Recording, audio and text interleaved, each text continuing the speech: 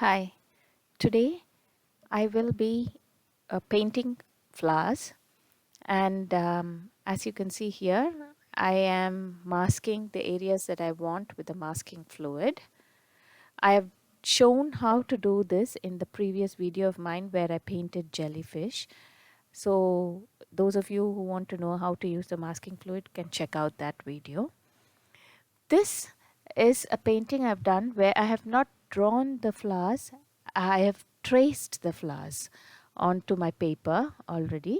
So people who can't draw or find it difficult to really draw offhand can also use it. I've used a tracing sheet. I've drawn the flowers that I needed on a tracing sheet, and then with a blunt object I just rub on the right.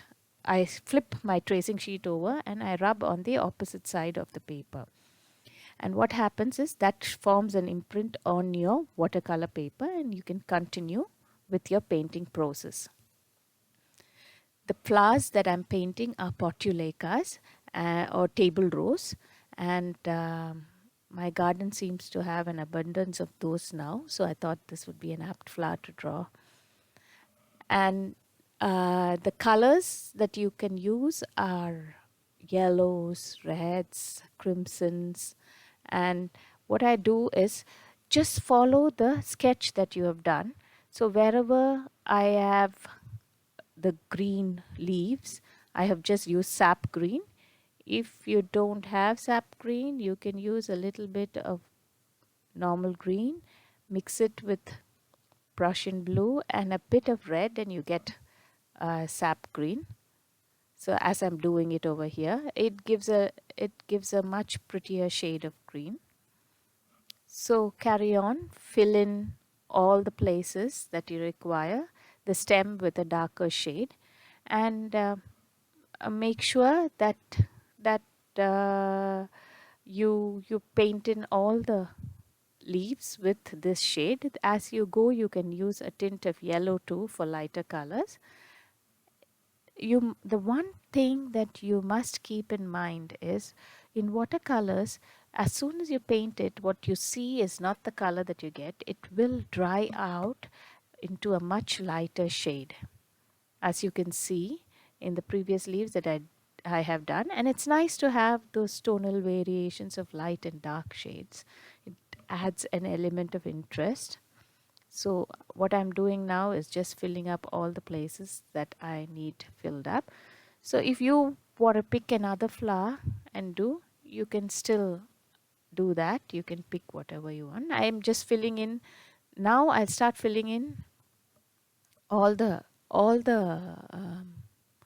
flowers after I've completed my leaves.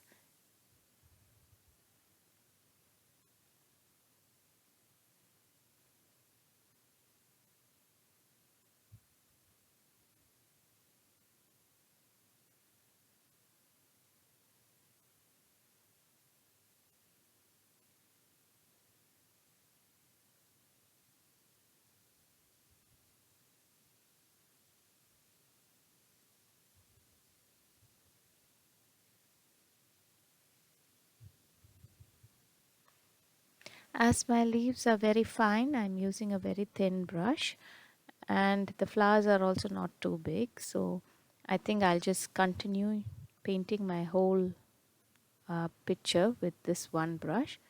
It depends on the flowers. If you want to paint larger flowers, then you can use a thicker brush. So now I'm going to start painting the flowers. I like the yellow portulacas in particular, so I'm going to add in a bit of yellow flowers. What I do is I take the paint and then I make sure that I lightly darken the edge closest to the center of the flower and then lighten it out as I come out to the petal.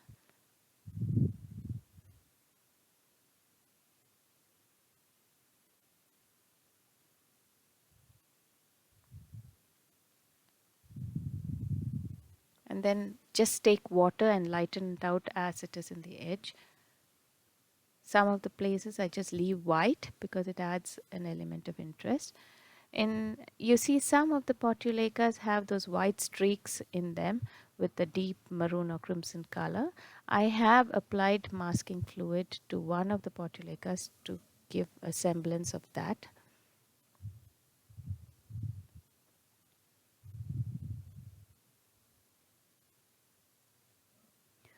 It's nice to have a paper next to you where you can test the intensity of your color just before you apply it, because that way you can be sure as to what you're exactly doing.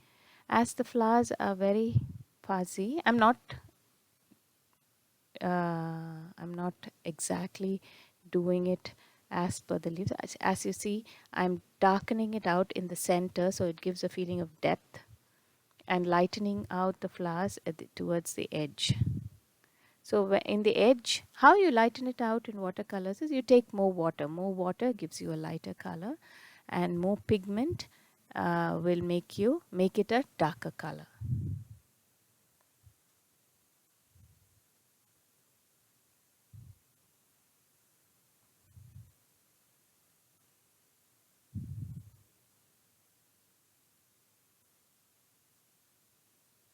As I've already applied the masking fluid in the center, those areas will not pick up color, and uh, you can later on scrub out the masking fluid and add in the details.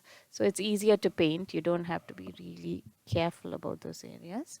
If not, you can always take white paint towards the end and add in the details where you require, but I prefer it this way. There is no right and wrong in art. You can do it any way that is comfortable to you. These particular flowers I have shown in where I have traced out the flower, and over those the traced area, it's almost like just coloring or filling in colors into those. It's like a more detailed coloring sketch that you're doing, but only here you're not using color pencils but with watercolors. I will later show you a video in which you can freehand draw your flowers without having to trace them.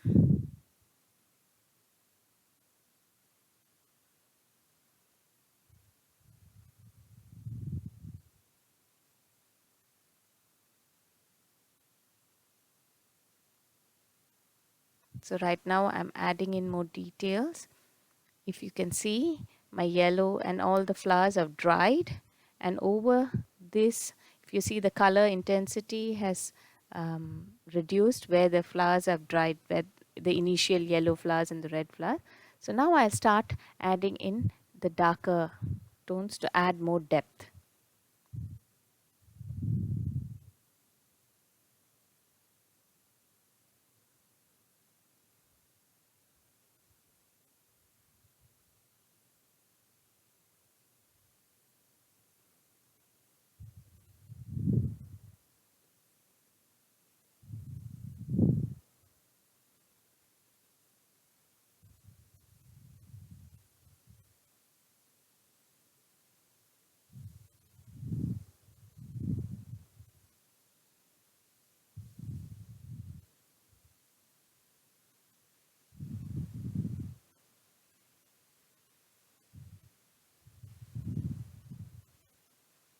If any of you have tried painting this, do let me know in your comment section how it was and if it was easy enough for you all to paint it.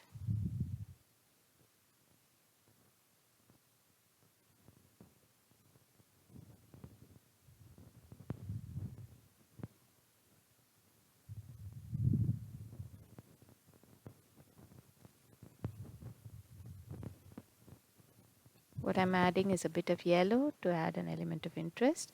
Some of the leaves I have masked with the masking fluid so that it has a bit of white. Once I remove the masking fluid, I'll add in the details.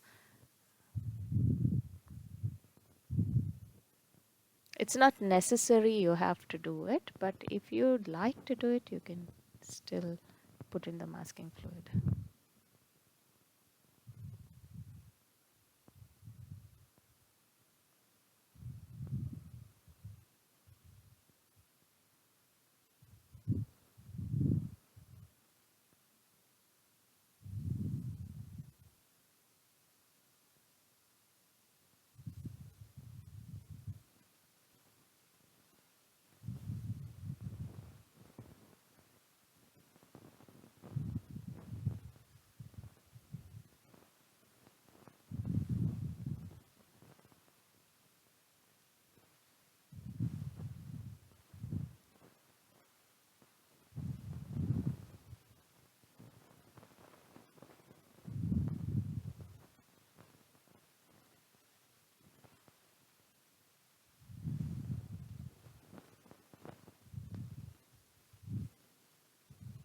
You see, I'm adding the darker colors now, just here and there, so that it sort of adds a pop to the colors and doesn't make the picture look flat.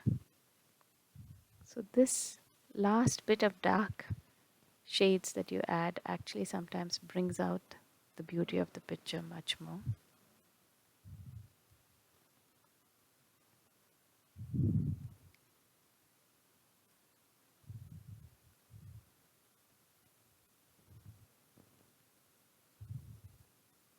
There are some, I personally don't like the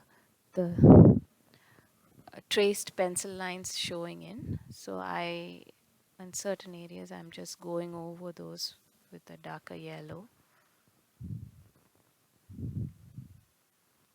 so that it doesn't show as the tracing lines of the pencil.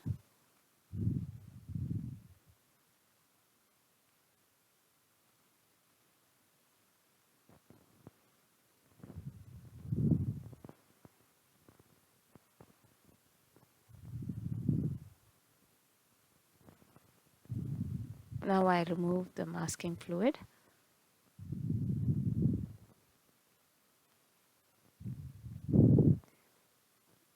and you can see the white dots creates an extra depth to that.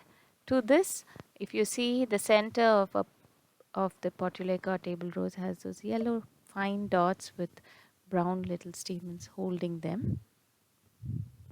So we draw those in after removing that.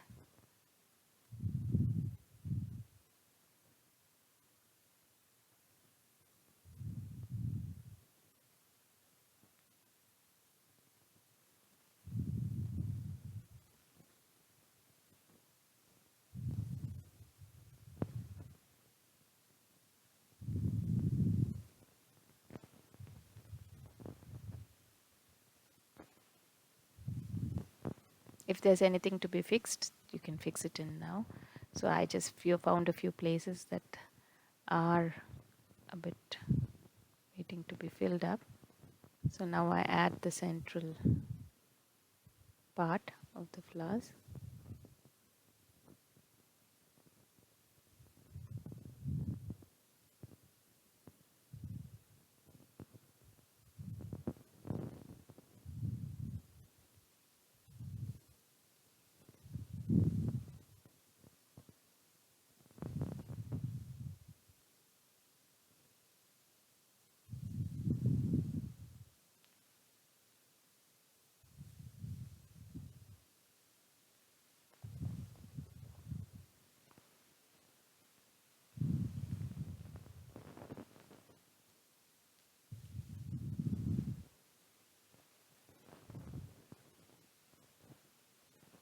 Yeah, so this is the picture of the Portulaca.